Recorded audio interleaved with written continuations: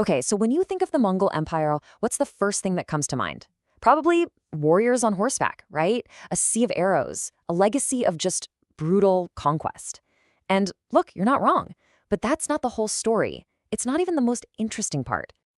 What if I told you the Mongols' most powerful weapon wasn't a weapon at all?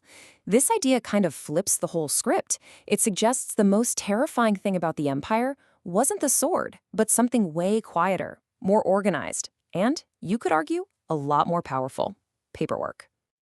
I know, it sounds a little crazy, doesn't it? How can a piece of paper possibly be scarier than an entire army?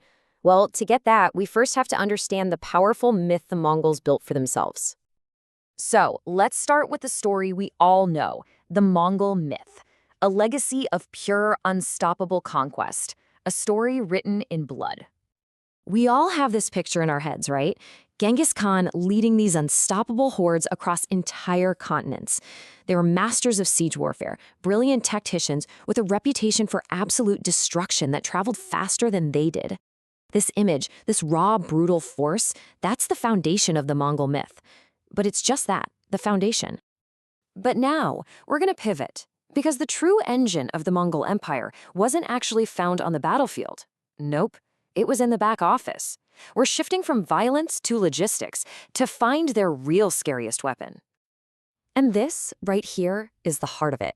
The myth is all about conquest, but the reality? Their lasting power came from the system they built after the fighting was over. A system built on administration, communication, and total control. So, you see, it wasn't just about winning battles. It was about engineering order on a continental scale. They were architects of an empire, and honestly, their blueprint was just as revolutionary as their cavalry charges. So how on earth did they pull it off? How did they manage a territory that massive? Well, it all came down to a few, frankly, ingenious systems. Okay, so central to their whole operation was something called the Yam. Now, I want you to think of it like the 13th century internet. Seriously, it was this incredibly sophisticated relay system of postal stations. A messenger could ride flat out, grab a fresh horse every 20 or 30 miles, and just keep going. This meant an order from the Khan could cross the entire continent at a speed that was just unbelievable for the time. But the Yam wasn't just for, sending mail. It was the empire's central nervous system. It moved officials, intelligence reports, and critical military orders faster than anyone thought possible. This communication web is what made a massive, sprawling empire actually governable in a way no one had ever managed before. And what about keeping control on the ground? Well, the Mongols made the roads famously safe, and they didn't do it with a bunch of patrols. They used a much more efficient tool: fear. If a caravan got robbed, the entire region was held responsible. So banditry wasn't just punished, it was basically eradicated. It was brutal, but it worked. This engineering mindset even applied to the economy. They pushed for the widespread use of paper money, a pretty radical idea back then. This made trade and taxes so much simpler, essentially binding all these diverse economies into a single, centrally controlled system with this kind of unsettling efficiency. And the result of all this was just a staggering level of organization. People who sought it described their cities not as chaotic messes, but as vast organisms of order. Every single part was planned, managed, and controlled from the center. This was a totally new kind of systematic top-down control. So what does this all add up to? Well, it really forces us to rethink what the Mongol legacy was all about. It wasn't just chaos and destruction. It was about the brutal, super efficient creation of a new kind of peace.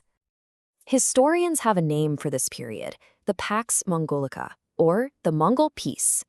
But as you can see here, this was a peace built on a pretty dark foundation.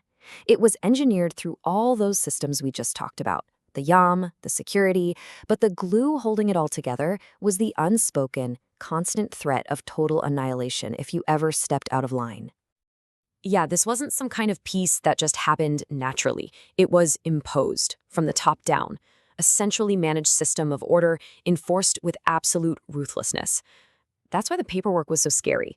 It represented this inescapable, all-seeing system of control. And this really is the key takeaway.